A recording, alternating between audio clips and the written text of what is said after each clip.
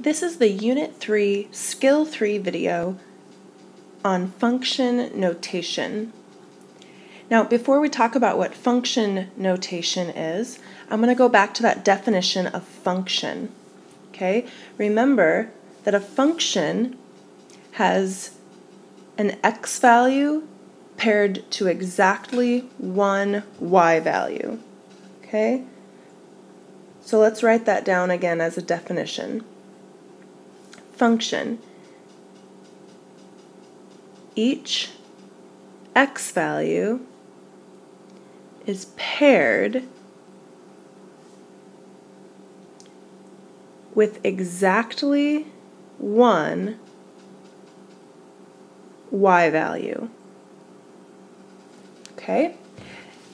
In the last video, we looked at graphs of continuous functions, okay? And we talked about the vertical line test. So we said for continuous graphs,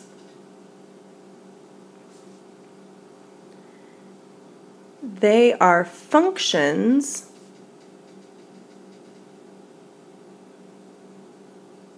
if they pass the vertical line test. Okay? So like we imagine moving a vertical line across the graph, and we want the graph to only touch that vertical line at one point at a time. But if it touches more than once, it's not a function. Okay? Now, oftentimes, the graph of a function can be represented by an equation. Okay?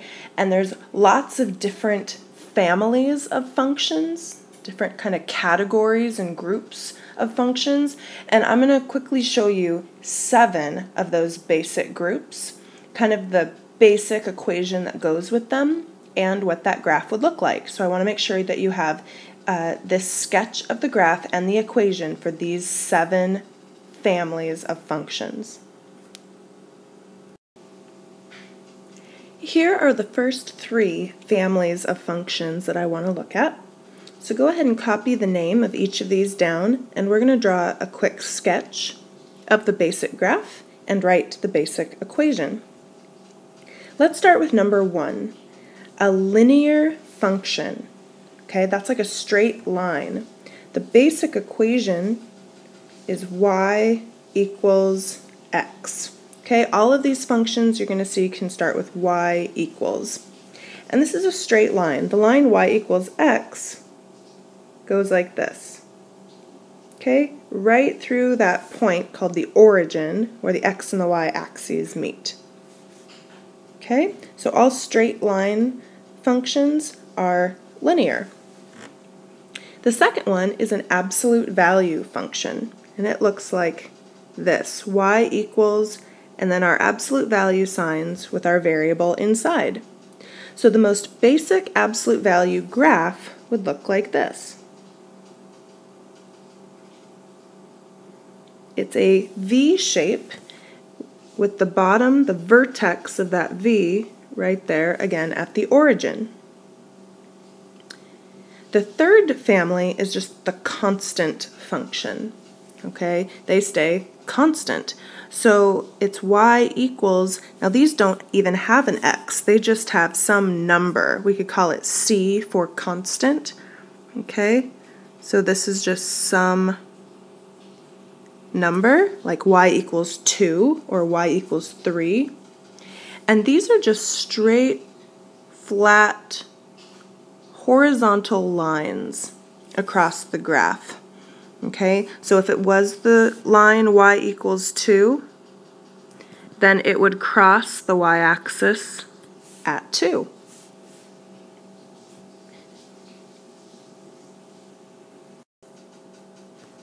Here's our last group for families of functions that I want to look at. Number 4 is called a quadratic function. So the basic equation of a quadratic is y equals x squared. And the shape is kind of a U shape, like this. We call that a parabola. Okay, let's write that in our notes. That's an important term. Okay, the name of that shape is a parabola. Number 5, a cubic function. Okay, this would be y equals x cubed. And the basic shape of a cubic graph is this.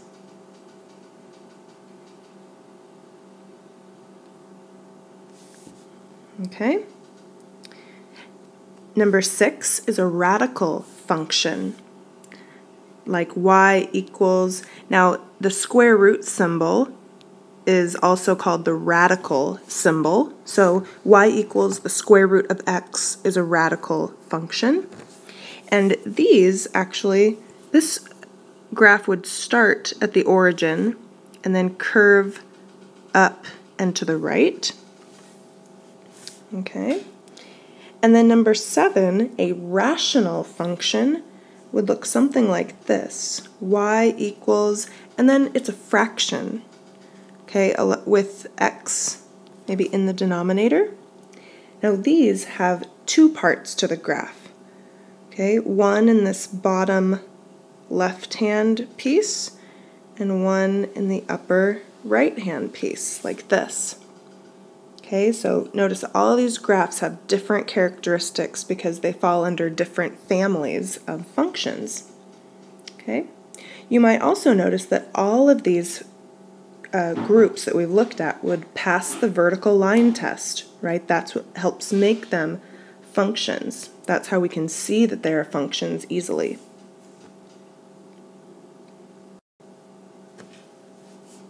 Now let's talk about where function notation comes into play. For any equation that starts with y equals, the y value can be replaced with another notation. So let's write this down. The y value can be replaced with, and we call it f, and then parentheses and x. Okay, the way that we say that is f of x. Okay, what this means is we have a function of x. So this means a function of x. So if we have an equation, let's write this as our example. If we have the equation y equals 2x plus 3, this y can be replaced with f of x. Okay, so in its spot, I could use this notation and then bring down the rest of the equation, and these two mean the same thing. But this one here, this is in function notation. Okay, so let's write that. Function notation. We're showing this is a function of the x variable. Notice this x in the parentheses matches the variable used in the equation.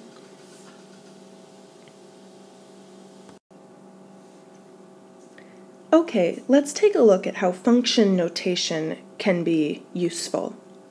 So here I've written that function notation can be written as f of x instead of y.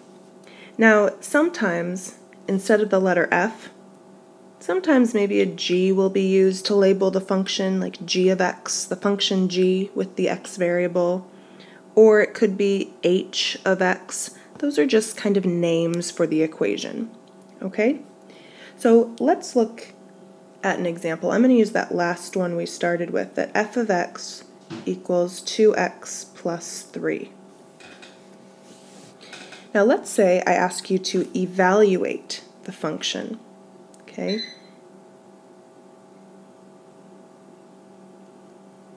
Okay. Evaluate means to find the answer when x is a certain number, right? So I have to tell you what number to plug in for x. Let's say I want to know when x equals 5.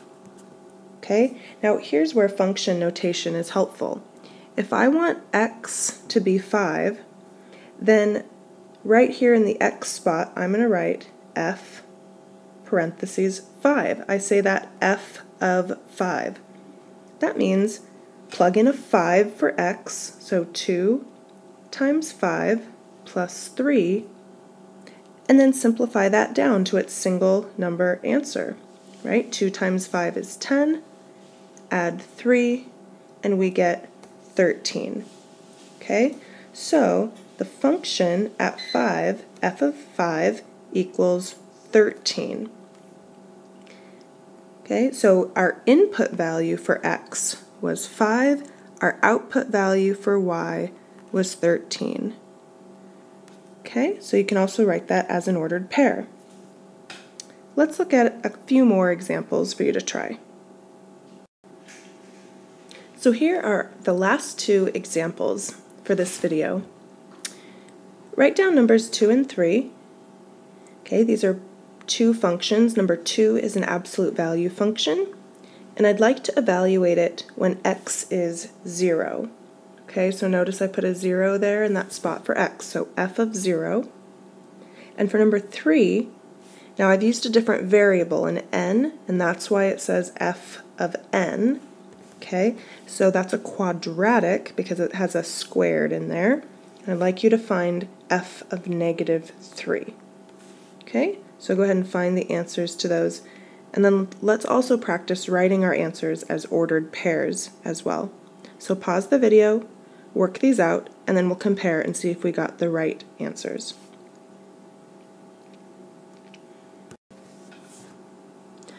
Okay, here are the worked out answers for these problems. Notice in number 2, when we are plugging in, working out an absolute value problem, we ended up with a negative 3 inside there, and so that comes out as a positive 3. Notice the negative out front stayed a negative in front of that 3. A negative 3 plus 2 is negative 1. So the ordered pair here, okay, the 2 numbers that are paired together, was when x was 0, the y value, the output, was negative 1. For number 3, f of negative 3 was 24. Okay, notice that I plugged, when I had to square a negative, I used parentheses, so it's negative 3 times negative 3, which is positive 9. Okay, and then I had 2 spots to plug in for n, so I also did negative 5 times negative 3, which was positive 15, and I combined to get 24. So the ordered pair was I plugged in negative 3, my output for y was 24. Okay, and that's how you evaluate functions using function notation. Now, if I happen to ask you about the secret answer, okay, just to check to make sure that you watch this video all the way to the end, I might ask you, what kind of pie did I eat this last week? And the answer is cherry.